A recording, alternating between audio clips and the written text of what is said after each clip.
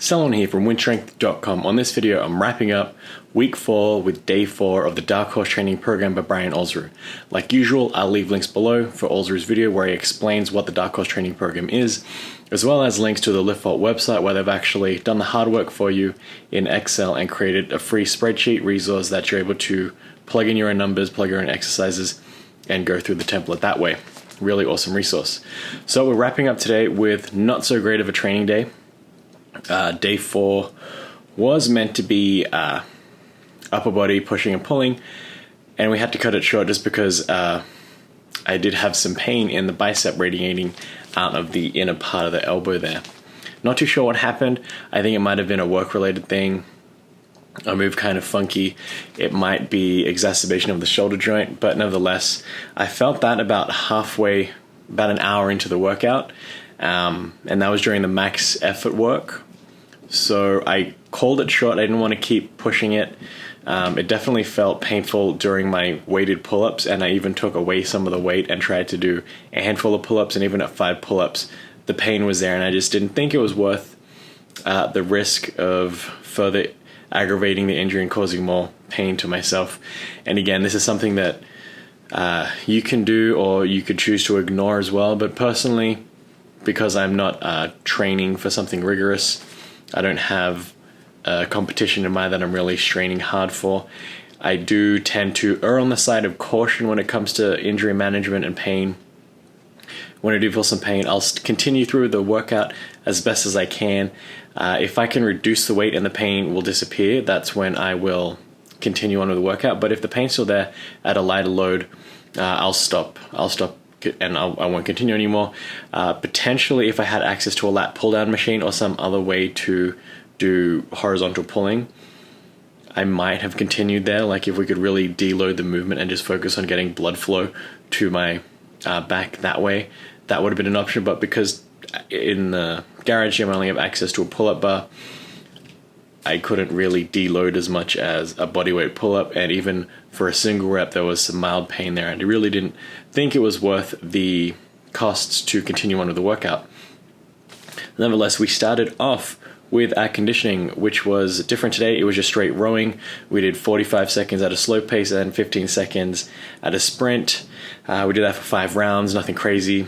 That definitely gets the blood flowing and really works the lower body as well as the upper body. That's why I chose to buy a rowing machine for my garage gym as opposed to other sorts of equipment such as a bike or a treadmill, just because I feel that the rowing machine incorporates the whole body, obviously, compared with other sorts of machinery out there. We move on to some pull-ups, and today we introduce a brand new movement, which was the split press. For the warm-ups, I just did bodyweight pull-ups, and because we're trying to increase the load at warm-up, I start off with lower reps and then work my way up in reps, and then that way for the working sets, we're at the rep range that we need to be at, and we can just add some weight from there and continue on. With the split pressing, I simply use the barbell by itself, and then we kind of ramp up there till we get to our working sets. So because today we focused on higher rep ranges for the pull-ups, I did have to stick to a lower weight prescription. So instead of doing 45 pounds, we're doing along the lines of 5-10 pounds for sets of 10s. Up until the 4th set, where I experienced a fair amount of pain in my right bicep on the pulling motion there. So that's where I decided to call it. I tried to do 0, I got 5. For the last set, we just scratched the pull-up altogether, and I just continued on with the split pressing. So the split press is a unique movement. It's kind of a pseudo-Olympic movement, more of a training movement for people that do have to do Olympic training, I think. So you really want to all you're doing is racking the barbell up to your front rack position like usual. And it's a push press. It's similar to a push press, so you start with a little bit of leg drive, you jump up, and instead of catching it with your legs shoulder width at the same stance, you kind of go into a half lunge or a full lunge depending on how much you want to lunge. And then that's where you catch the weight. So you're almost pushing the weight up a little bit and driving underneath the weight at the same time. So it's this fluid movement where you're driving the weight up and pulling your body down. So you catch the weight with locked out arms overhead, and then you stand up to a full standing position. So it's a little bit more complex than the usual movements that I've been doing in the past, and I would recommend, I would say it's probably not a beginner movement. I would ideally start you off on progression where you would start off with a strict press. That way you can work on the fundamentals, dial in all of the form, because when things start to get dynamic in nature, that's when accidents start to happen, and that's when you increase the risk of the potential risk of something bad happening in the gym. So if I didn't work up to the requisite strength that I needed in the cat's position, I can misbalance, I can misgroove, and I can either drop the weight forward or back, and I might cause damage to my equipment. That's the best case scenario. Or I cause damage to myself by catching the weight in a weird, wonky position with my arms that aren't completely locked in and in a good position to catch. So this is where we start off with simple movements such as a standing overhead press, no hip drive, no leg drive, just a simple strict press up overhead. We get used to that, and then we progress onto there. Maybe we start adding in a little bit of layback so that we can incorporate some of that upper chest. And then from the layback, maybe we introduce the push press, and that's where we have a little bit more, we incorporate some leg drive, and then we come up to a full stretch at the top. We're not trying to catch underneath the weight. And then maybe we do a push press where we can catch the weight a little bit underneath. So instead of receiving the weight completely locked out, we kind of dip under the bar like an Olympian would do in an Olympic movement, where you kind of catch the weight underneath and then you stand back up with the weight. So we're doing these little kind of progressions in order to work our way up to something such as a split press or a split jerk, something along those lines, because to go from 0 to a split press immediately is probably not, I wouldn't recommend that for people, especially if you don't have any. If you're going from nothing to working out, this is something I wouldn't recommend you doing, just because it's more of a dynamic movement and there's more possibilities for margin of error, especially when that margin of error can do stuff. And with the split press, I wouldn't recommend doing it in the rack unless you have a really deep rack to utilize, just because you are moving your legs and you might bang one of the uprights and that'll cause you to drop the weight. And if it can't go all the way back behind you, it might hit you on the head because you ran into space constraints there. So ideally with this, throw on some bumper plates, and if you do have to bail, you can at least just throw the weight and get away from underneath that weight overhead, and you can bail out of the lift safely. Ideally, that's what you do. You understand that there is a potential that you need to bail out from under here, and you don't have safety, so don't try and catch the weight, don't try and do anything like that, because generally catching a weight when it's falling and uncontrolled is going to lead to more harm than is worth it. And I would say breaking a barbell is better than breaking an arm or breaking a shoulder, but that's just me. I prefer to break equipment than break my body. But your mileage may vary, choose to break whatever you want. Just keep that in mind before you start doing these movements. Again, for me personally, it's the first time I'm doing it, so I was a bit conservative with the weight choices there, which was nice because we're doing triples.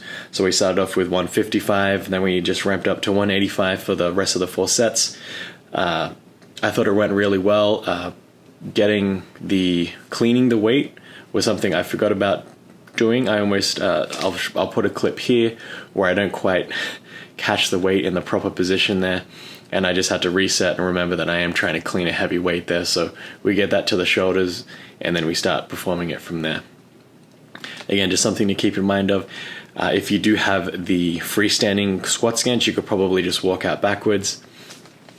As well, you could also start from a shoulder height rack position out of the squat rack. Just stay obviously outside of the squat rack and then just take a few steps back. Just for the purpose of the video, I did want to catch face onto the video camera, so I did choose to clean it from the floor and get that into that full position there. We followed up with ab wheels and some rowing. So that was nothing special there. Again, abs conditioning, I like including that. The rowing's a nice addition, just keep that blood pumping. Now ideally, with the rest of today, we would have did those same movements, drop the intensity, drop the weight, and then just increase the volume. Unfortunately, we didn't get to that stage today, and I dare say this today's session would have stretched out a fair amount. As it was, I did have to stop the movement, and I was already an hour into today's session, and that was only after the max effort work. So I dare say this probably would have been an hour and a half workout, just with the way the rest of the template was going. But for the volume, it would have been the same movements, and we would have had to do volume sets of 8 for the split press, and wrapping up today would have been dynamic effort bench press. Based on my previous experiences, when I do encounter this inner bicep pain at the elbow, it's generally not a good sign for horizontal pressing, whether that be bench pressing or even incline bench pressing. I've noticed some pain there, so I didn't want to attempt that at all either with this pain experience I've been having today. And again, your mileage may vary, your personal experience is going to be different. I might be catastrophizing the situation by not continuing with the training program, but I figure I can always come back later and just reset, take a day off, take 2 days off, and then continue again. Just start where I start off the brand new week. I'm not going to bother completing the rest of today. It's just going to be an unfortunate situation where I wasn't able to continue today's workout, and we're just going to leave that training stimulus at the door. We did get an hour workout in there, so I think that was sufficient energy expended, and we got a good enough training stimulus there without having to further aggravate the injury site there. And again, just wrapping up, I just want to point out that how you want to treat your injuries and pain along the way is going to be a very personal experience. Pain is a multifactorial issue that we all encounter. It's not simply a structural issue. So just because you have a pain doesn't mean that there's something physically wrong with you. It might be, but that doesn't necessarily mean there's something structurally, physically wrong with the body. A new way of looking at pain is looking at it's called the biopsychosocial model of pain. So we're looking at multifactorials here, where it's biological, psychological, and sociological. So there's a lot of factors that go into what we deem as the pain experience. One person will encounter and perceive pain totally different to somebody else, and that's just going to be how it is across every single individual on the face of the planet. Everyone's going to have a different tolerance for pain, different pain levels, different way they attack pain, and different way that they want to overcome that pain. So when you experience pain in the workout, you know personally what it is, and definitely there's a difference between like pain and fatigue. So definitely draw that difference there. If you're just being tired and not wanting to do it, that's a totally different experience to some sort of acute pain instance. So just remember to keep that in mind. If you can train through it, by all means, keep training through it. If you can deload, so if I had access to a lat pull down machine, maybe I would do that, and maybe I just would not do any bench pressing today. I made the call to cut the workout altogether. Another factor was running into that time issue. Again, something I'm working on for this template. So it is what it is. Don't try not to catastrophize an injury if you experience one yourself, and just kind of think through the pain and think about what's causing the pain and what your own thoughts are about it. Remember to be in control of how you want to respond to the pain. You control the pain. Don't let the pain control you. For what it is, again, I'm not a doctor. Don't take any of my advice. This is my own personal experience, and I just stopped working out today. So, hey, it is what it is. Like usual, I'll leave links. I'll leave a playlist right here so you can watch how the rest of my Darkhorse training program is going, and as well as watch future progress and how my overall outcome is when this whole program ends. This has been Selwyn from WynnStrength, and remember, a better life through strength.